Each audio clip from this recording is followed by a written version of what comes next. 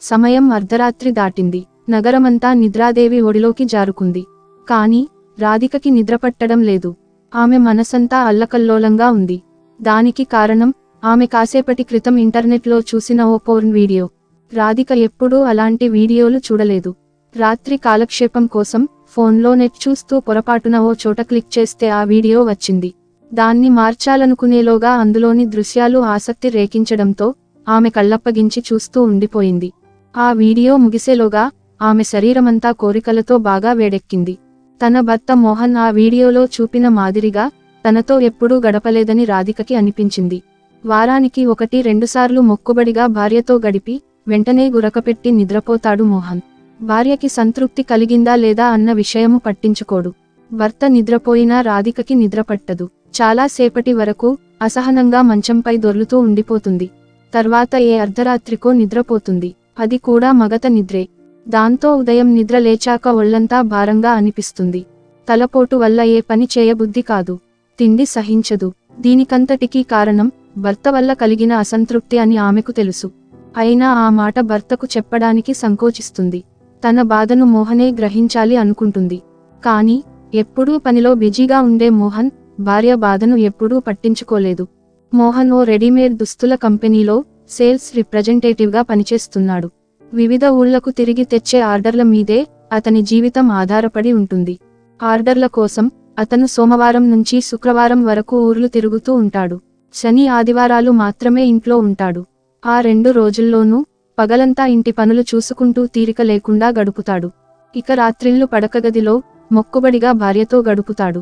మోహన్ రాధికల పెళ్లైన ఏడాది నుంచి ఇలాగే జరుగుతుంది. పెళ్లికి ముందు రాధిక తన క్లాస్మేట్ కిషన్ని ప్రేమించింది. చదువు పూర్తయ్యాక ఇద్దరూ పెళ్లి చేసుకోవాలనుకున్నారు. కానీ కోటీశ్వరుడైన కిషన్ తండ్రి ఈ పెళ్లి జరగాలంటే 10 లక్షలు కట్నం ఇవ్వాలన్నాడు. ప్రైవేట్ స్కూల్ టీచర్ అయిన రాధిక తండ్రి అంత కట్నం ఇవ్వలేనన్నాడు. కిషన్ తండ్రి వెనక్కి తగ్గలేదు. కిషన్ కూడా తండ్రికి అడ్డు చెప్పలేదు. దాంతో కిషన్ రాధికల పెళ్లి జరగలేదు. తర్వాత రాధిక తల్లిదండ్రులు తమ కూతురికి వేరే సంబంధాలు చూడసాగారు.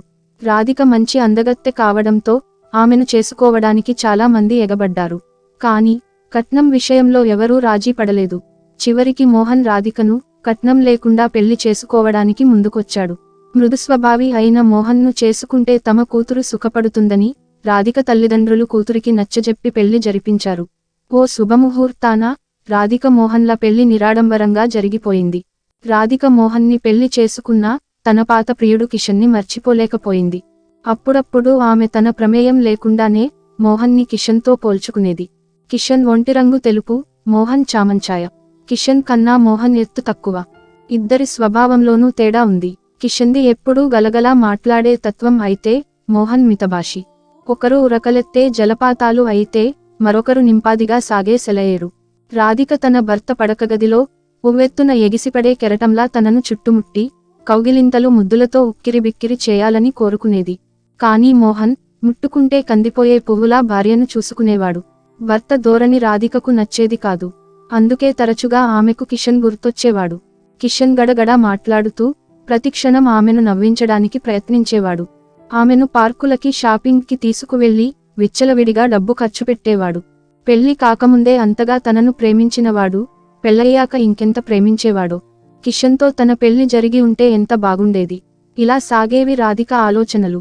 కానీ పెళ్లి అయిన భారతీయ స్త్రీ పరాయి మగాడి గురించి ఆలోచించడం తప్పు అని అంతరాత్మ మందలించేది. దాంతో రాధిక కిషన్ని మర్చిపోవడానికి విశ్వ ప్రయత్నం చేసేది. పత్రికలు చదువుతూ లేదా టీవీ చూస్తూ కాలక్షేపం చేసేది.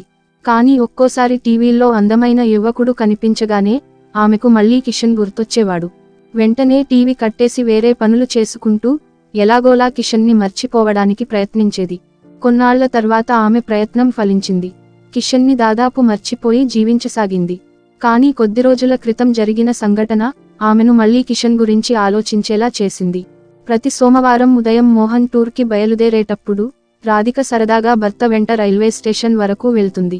మోహన్ ట్రైన్ ఎక్కి వెళ్లిపోయాక ఇంటికి తిరిగొస్తోంది. ఈ సోమవారం కూడా ఆమె స్టేషన్కు వెళ్ళింది.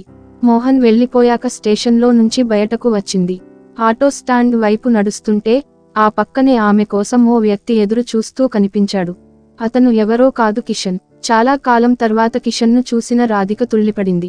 వెంటనే మొహం పక్కకు తిప్పుకుని వెళ్ళబోయింది. కానీ కిషన్ ఆమె దారికి అడ్డుగా నిల్చుని పలకరించాడు. హలో రాధిక, ఎలా ఉన్నావ్ అని అడిగాడు.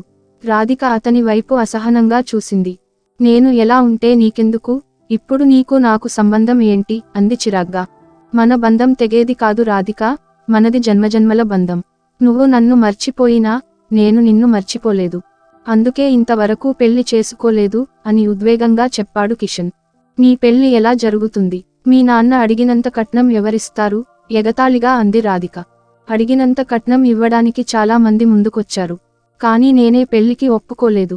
నిన్ను కాదని ఇంకొకరి మెడలో తాళి కట్టడం ఇష్టం లేక వచ్చిన సంబంధాలన్నీ తిరస్కరించాను. 2 నెలల క్రితం హఠాత్తుగా నాన్నగారు పోయారు.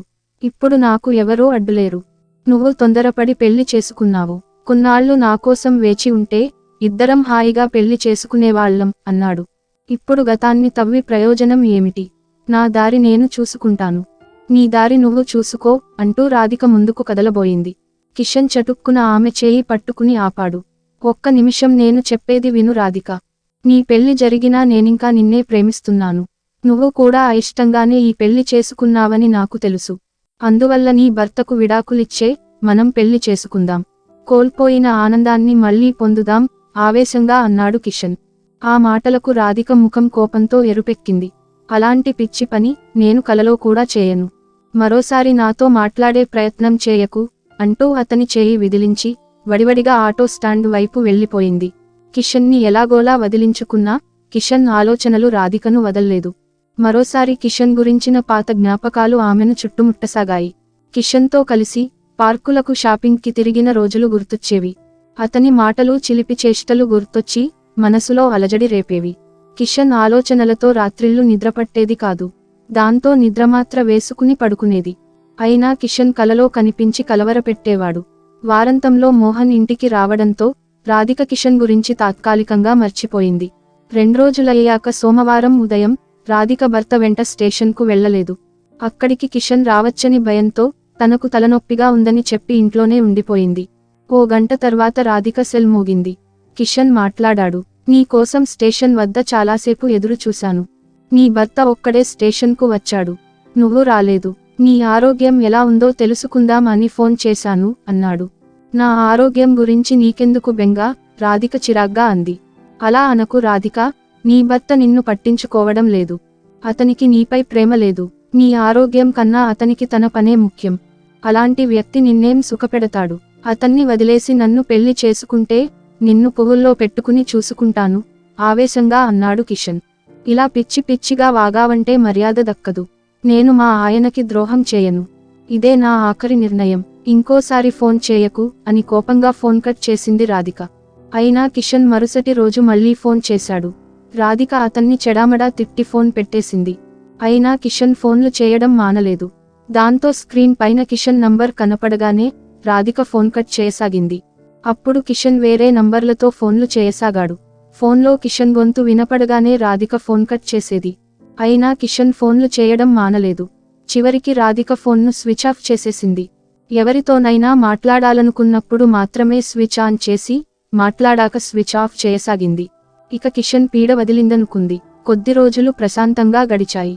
ఓ రోజు కాలింగ్ బెల్ మోగితే ఎవరో వచ్చారనుకుని తలుపు తెరిచింది. కిషన్ నేరుగా ఇంట్లోకి వచ్చి హాల్లోని సోఫాలో కూర్చున్నాడు. ఎందుకు వచ్చావు? వెళ్ళిపో, రాధిక కోపంతో అరిచింది.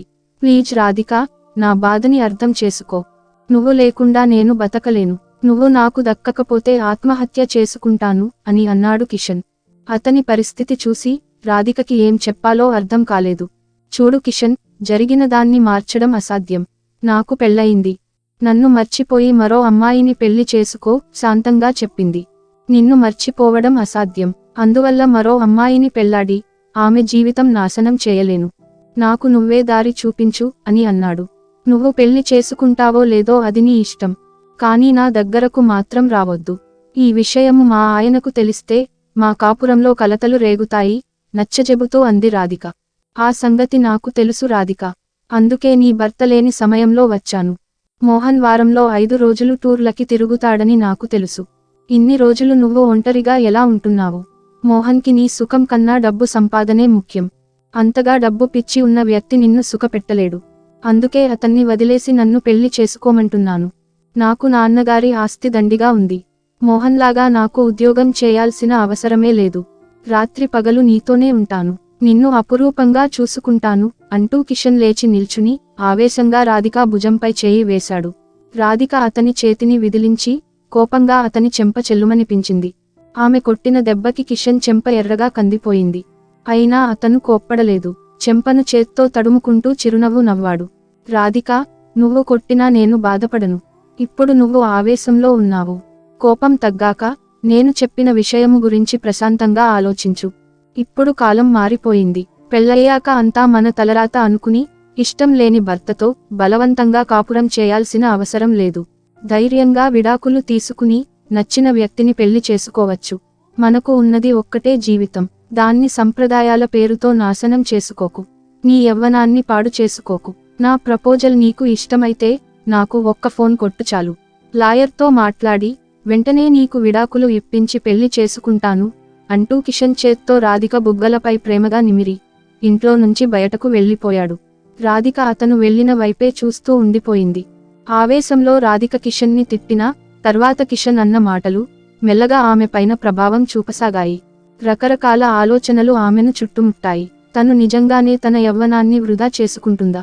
మోహన్ ద్వారా లభించని సుఖాన్ని కిషన్ ద్వారా పొందే అవకాశాన్ని జారవిడుస్తోందా? కాలం మారినప్పుడు తను ఎందుకు మారకూడదు? తన సుఖం కోసం ఆలోచించని మోహన్ని వదిలేసి తన కోసం తపించే కిషన్ని ఎందుకు పెళ్లాడకూడదు? ఇలాంటి ఆలోచనలతో ఆమెకు మెల్లగా కిషన్ పైన సదభిప్రాయం కలగసాగింది. తన ప్రమేయం లేకుండానే అతని గురించి ఆలోచించసాగింది. అవును, కిషన్ చెప్పింది అక్షరాలా నిజం. ఈ జీవితం తనది. తన మంచి చెడుల్ని తానే నిర్ణయించుకోవాలి. ఇంటర్నెట్లో ఆ వీడియో చూశాకే సుఖం అంటే ఏమిటో తనకి బోధపడింది. అలాంటి సుఖం మోహన్ వల్ల లభించినప్పుడు తను కిషన్ని పెళ్లాడటంలో తప్పులేదు. ఇలా ఓ నిర్ధారణకు వచ్చాక ఆమె నిద్రలోకి జారుకుంది. ఉదయం చాలాసేపు బెల్ మోగాక రాధికకి మెలకువ వచ్చింది. అప్పటికే బాగా పొద్దెక్కింది. ఇంటికి ఎవరొచ్చారో అర్థం కాలేదు. బహుశా మళ్ళీ కిషన్ వచ్చినట్లున్నాడని అనుకుంటూ రాధిక ఉత్సాహంగా లేచి తలుపు తెరిచింది. కానీ ఎదురుగా కిషన్కు బదులు సరళ కనిపించింది. సరళ రాధిక స్నేహితురాలు. ఆమె సైకియాట్రిస్ట్గా పనిచేస్తోంది. సరళ భర్త కూడా సైకియాట్రిస్ట్. అదేమిటే, ఫోన్ కూడా చేయకుండా వచ్చేసావ్? రాధిక స్వరంలో విసుగు ధ్వనించింది. నీ ఫోన్ స్విచ్ ఆఫ్ అని వస్తుంటే ఫోన్ ఎలా చేసేది? నువ్వు ఎవరి కోసమైనా ఎదురు చూస్తున్నావా? రాధిక ధోరణి చూసి అడిగింది సరళ. అదేం లేదులే, ఇంత పొద్దున్నే వచ్చావు. అంతా కుశలమే కదా అంటూ ఆహ్వానిస్తూ అంది రాధిక. మీ కాలనీలో నా పేషెంట్ ఒకామె ఉంది. ఆమె తనతో పోట్లాడుతోందని ఆమె భర్త ఫోన్ చేసి నన్ను పిలిస్తే మాట్లాడటానికి వెళ్ళాను. పనయ్యాక నువ్వు గుర్తుకు వచ్చావు. నీతో మాట్లాడదామని ఫోన్ చేస్తే అది నీ ఫోన్ స్విచ్ ఆఫ్ వచ్చింది. ఫోన్ ఎందుకు స్విచ్ ఆఫ్ చేశావు? సోఫాలో కూర్చుని అడిగింది సరళ. జవాబు చెప్పడానికి రాధిక ఓ క్షణం తటపటాయించింది. ఇక దాచి లాభం లేదనుకుని జరిగిందంతా పూసుగుచ్చినట్లు స్నేహితురాలికి చెప్పింది. నా భర్త వల్ల నాకు సుఖం లేదు. అతనిలో ఏదో లోపం ఉందని నా అనుమానం. అందుకే కట్నం అడక్కుండా నన్ను పెళ్లి చేసుకున్నాడు. అందుకే మోహన్కి విడాకులిచ్చి కిషన్ని పెళ్లి చేసుకోవాలనుకుంటున్నాను. నీ సలహా ఏమిటి అని అడిగింది. రాధిక చెప్పినదంతా విన్న సరళ దీర్ఘంగా నిట్టూర్చింది. నీ పరిస్థితి చూస్తుంటే నువ్వు పెనం మీద నుంచి జారిపోయేలో పడుతున్నామనిపిస్తోంది అంది. నా పరిస్థితి నీకెలా అర్థం అవుతుంది? మోహన్ వల్ల నాకు సుఖం లేదు, చిరాగ్గా అంది రాధిక. అది వేరే సమస్య, దానికి విడాకులు పరిష్కారం కాదు. కంటి నొప్పి తగ్గటానికి పంటి నొప్పి మాత్ర పనిచేస్తుందా? నీ సమస్యకు నువ్వు ఆలోచిస్తున్న పరిష్కారానికి సంబంధం లేదు. నీ భర్తలో మార్పు తీసుకువచ్చే బదులు నువ్వు భర్తనే మార్చాలనుకుంటున్నావు. నీ సమస్య పరిష్కారం కావాలంటే నీ భర్తతో పాటు నీకు కౌన్సిలింగ్ అవసరమనిపిస్తోంది అని అంది. నాకు ఏమైంది? నాలో ఎలాంటి లోపం లేదు, రోషంగా అంది రాధిక. నీలో లోపం లేదు, కానీ కొన్ని అపోహలున్నాయి. కిషన్ మాత్రమే నీకు సరైన జోడి అని భ్రమపడుతున్నావు. మోహన్ నిన్ను కట్నం లేకుండా పెళ్లాడినందుకు నువ్వు అతన్ని చులకనగా చూస్తున్నావు. అతని మంచితనాన్ని అతని లోపంగా భావిస్తున్నావు. మోహన్ గురించి నాకు చాలా బాగా తెలుసు. అతనికి కిషన్ లాగా ఆస్తిపాస్తులు లేవు. అందుకే బాగా డబ్బు సంపాదించి నిన్ను సంతోషపెట్టాలని కష్టపడి పని చేస్తున్నాడు. వారంలో 5 రోజులు విశ్రాంతి లేకుండా ఊళ్ళు తిరుగుతూ బాగా అలసిపోయి ఇంటికొస్తున్నాడు. తీవ్రమైన అలసట, ఒత్తిడి ఉన్నప్పుడు మనిషిలో సహజంగానే కోరికలు తగ్గిపోతాయి. అందుకే మోహన్ నిన్ను తృప్తిపరచలేకపోతున్నాడు. ఈ విషయము గురించి నువ్వు అతనితో ప్రేమగా మాట్లాడి ఉంటే అతనికి తన తప్పు తెలిసేది. భర్తను మార్చటం భార్య చేతిలోనే ఉంటుంది. ఒకవేళ నువ్వు భర్తతో మాట్లాడటానికి మొహమాట పడుతుంటే మా ఆయన చేత మోహన్కి కౌన్సిలింగ్ ఇప్పిస్తాను. అప్పుడు మోహన్లో ఖచ్చితంగా మార్పు వస్తుంది అని అంది సరళ. కానీ కిషన్ ఇప్పటికీ నన్ను ప్రేమిస్తున్నాడు కదా అంటూ రాధిక ఏదో చెప్పబోయింది. కిషన్ నిన్ను ప్రేమించటం లేదు. అతను నిజంగా నిన్ను ప్రేమిస్తుంటే ఆనాడే తండ్రిని ఎదిరించి నీ మెడలో తాళి కట్టేవాడు. అలా చేయలేదంటే అతనిది ప్రేమ కాదు, ఆకర్షణ మాత్రమే. అతనితో నీ పెళ్లి జరగకపోవడమే మంచిదైంది. ఇలాంటి నిలకడలేని మనస్తత్వం గలవారు ఎప్పుడెలా ప్రవర్తిస్తారో చెప్పడం కష్టం. నన్నడిగితే నీ పెళ్లి సరైన వ్యక్తితోనే జరిగింది. మోహన్లో ఉన్న లోపం సాధారణమైనది. ఇది చాలామందిలో ఉంటుంది. అందుకే ఇలాంటి విషయాల్లో భార్యాభర్తలు మనసు విప్పి మాట్లాడుకోవాలి. మొహమాటం పనికిరాదు. దాపరికం లేని సంసారమే సాఫీగా సంతోషంగా సాగుతోంది అంది సరళ. స్నేహితురాల మాటలు రాధికను ఆలోచనలో పడేశాయి. కాసేపటి తర్వాత సరళ లేచి నుంచుని స్నేహితురాలి వద్ద సెలవు తీసుకుంటూ అంది. రాధిక, ఓ విషయము మర్చిపోవద్దు. మన కోరికలను మన అదుపులో ఉంచుకోవాలి గాని కోరికల అదుపులో మనం ఉండకూడదు.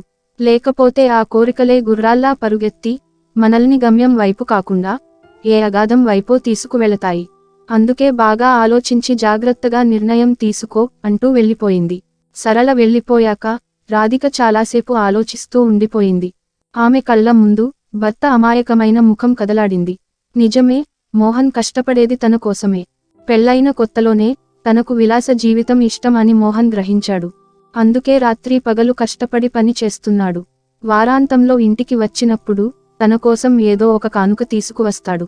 ఇల్లంతా సర్దుతాడు. తనకి వంట పనిలో సాయం చేస్తాడు. వారానికి అవసరమైన సరుకులన్నీ తీసుకువస్తాడు. అందుకే బాగా అలసిపోయి పడకగదిలో తనతో ఎక్కువసేపు గడపకుండా నిద్రలోకి జారుకుంటాడు. తన అసంతృప్తి గురించి తాను ఎప్పుడూ మోహన్కి చెప్పలేదు. అడక్కపోతే అమ్మైనా పెట్టదంటారు. అలాంటప్పుడు తన బాధ గురించి మోహన్కి ఎలా తెలుస్తుంది? తప్పు తనదే. ఈసారి తన తప్పును దిద్దుకోవాలని గట్టిగా నిర్ణయించుకుంది రాధిక. వారాంతంలో మోహన్ ఇంటికి వచ్చాక రాధిక అతన్ని ఇంటి పనులేమీ చేయనివ్వలేదు. అన్ని పనులు తానే చేస్తూ మోహన్ రోజంతా విశ్రాంతి తీసుకునేలా చేసింది. రాత్రి భర్తతో ప్రేమగా మాట్లాడుతూ మాటల మధ్య తన మనసులోని మాట బయటపెట్టింది. ఫలితం వెంటనే కనిపించింది. భర్తలో వచ్చిన మార్పు చూసి ఆనందంతో పొంగిపోయింది. మోహన్ ఇంట్లో ఉన్న 2 రోజులు 2 క్షణాల్లా గడిచిపోయాయి. సోమవారం ఉదయం మోహన్ టూర్కి వెళ్లిపోయాక రాధిక సోఫాలో కూర్చుని టీవీ చూస్తోంది. ఇంతలో కాలింగ్ బెల్ మోగింది. రాధిక లేచి వెళ్లి తలుపు తెరిచింది. ఎదురుగా కిషన్ కనిపించాడు. ఎవరు కావాలి? రాధిక ఘాటుగా అడిగింది. అదేమిటి రాధిక అలా అడుగుతున్నావ్ అంటూ కిషన్ ఏదో చెప్పబోయాడు. నేను రాధికను కాదు, నా పేరు మిస్సెస్ మోహన్ కుమార్ అంటూ దడాలన తలుపు మూసింది రాధిక.